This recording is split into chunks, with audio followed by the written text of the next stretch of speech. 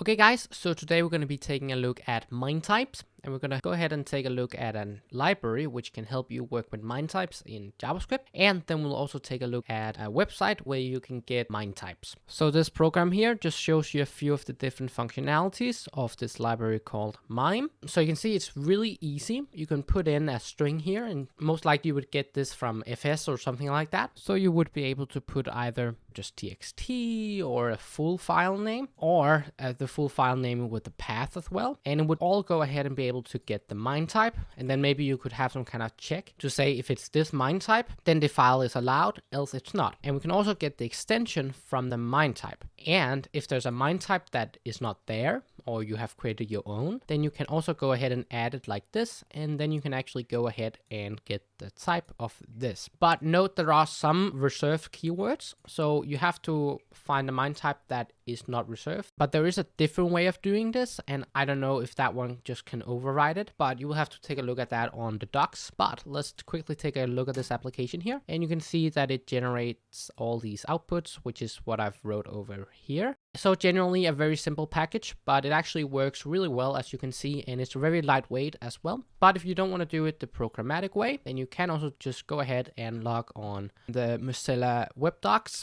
which they have a really good list here of all of the different MIME types. You can see the file extension, a name, and then the MIME type.